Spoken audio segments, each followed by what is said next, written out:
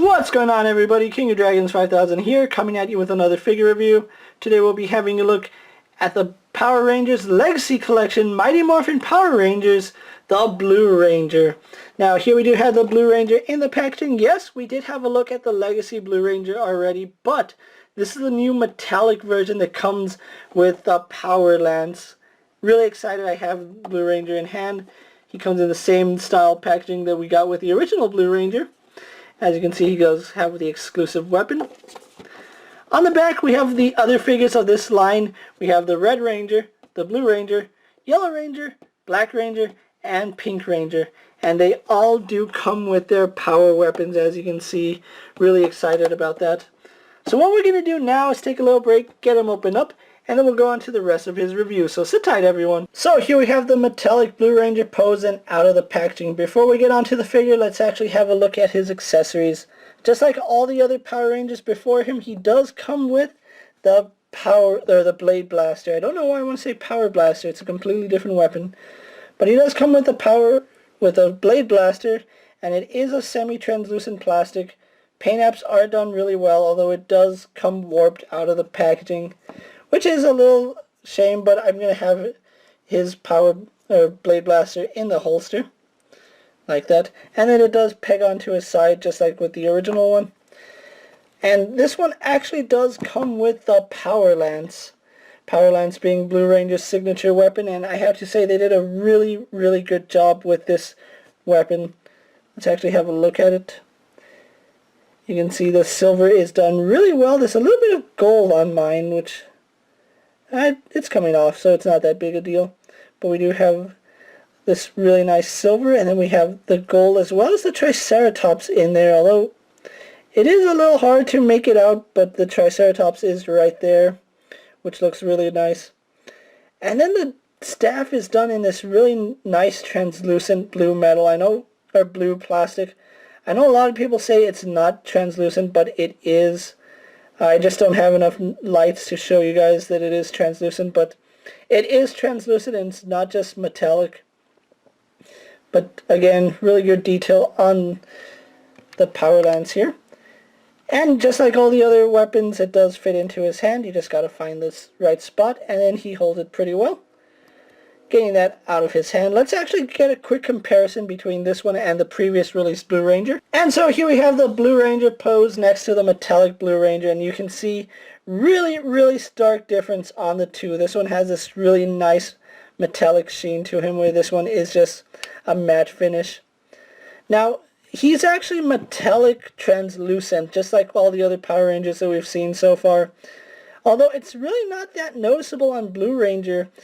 Even under all my lights, you really can't tell that he's translucent. I just really like the way the light reflects off his costume.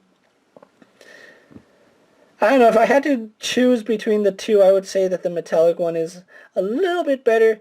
They do have the same issues. If you remember my review on this one, he had ratcheting shoulders, really stiff. He actually has the exact same. Although not as loud, his shoulders are almost just as tight, so that is something to be aware of. You can see that's still really stiff. But the only major difference between them is the belts. You can see the original Blue Ranger had a silver belt, and his Morpher didn't have the black paint on the inside.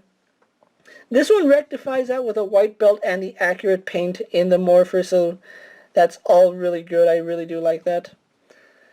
But other than that, really not much difference in terms of paint. It's the exact same character, so why would they need to change up the paint? But still, really nice detail on him. You can see the way the light reflects. It does expose some of the marbling in the plastic, especially right up here. Right below this eye, you can see there's a little bit of marbling right there, but it's nothing too drastic and nothing too noticeable that you're going to be upset about. Moving on to his articulation, he does share the same articulation with the previous released figure. Let's run through that really fast. He has a ball-jointed head which only looks left and right, no pivoting movement, and again you can see that marbling line right across the helmet. So no pivoting, but we do get left and right. His head does go back, and forward on that neck hinge. We have ratcheting shoulder joints, although that shoulder's tighter than the other one. You can see this one moves pretty freely. He has a bicep swivel. Double jointed in the elbow, works pretty well. Swivel at the glove. We have a swivel hinge at the wrist, so it does go in and out and up and down, as well as swivel at the hand itself. Ab joint works really well. It goes back about that far, forward about that far, and we do get a waist twist. Legs go forward about that far, go back, and then we do get the full split. You just gotta maneuver the joint so that the thigh swivel goes under the plastic, but you can get full split on this guy. Swivel at the thigh, double jointed in the knee, swivel at the boot, and we do get an ankle hinge which goes back about that far, forward pretty far, you just got to move the joint around a little bit, and then forward facing pin for rocker ankle. So overall, really like the way this figure came out. He is probably one of my favorite from the metallic release, although we still have to look at Pink and Red Ranger. So with that being said, let's actually get him posed for my final thoughts and wrap up his review. So sit tight, everyone. And here we have the Blue Ranger posed for my final thoughts. Overall, I really do like the way this figure came out.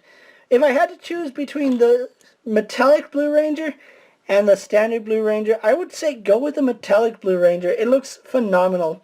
If you were unable to get the Power Rangers when they first came out, don't worry, the Legacy Rangers did come with this metallic finish, and they do include the weapon, something that was omitted on the previous release.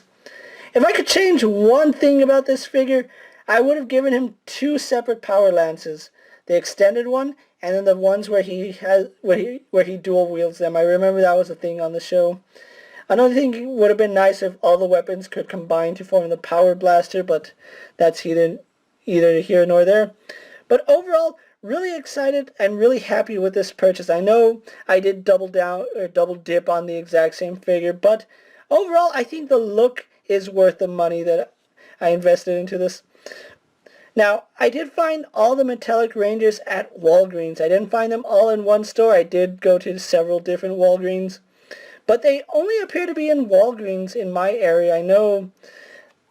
I don't know if anybody else has seen them at like Walmart, Target, Toys R Us, but Walgreens seems to be exclusively carrying these guys. I don't know if it's a limited time exclusive or if they're just exclusive to Walgreens. If you can find these guys, definitely pick them up. And online, I have seen them going upwards of $30 to $40, which is a little bit high if you ask me. But they're still a really nice figure. If you can get your hands on them, I really recommend you do. With that being said, guys, I'm King of Dragons 5000. Don't forget to like this video, leave a comment, subscribe to my channel. Go check out all my other action figure reviews, as well as all my other Legacy Power Ranger reviews. Hopefully you guys enjoy those. With that being said, guys, I'm King of Dragons 5000, and I'll see you later. Take care, everyone.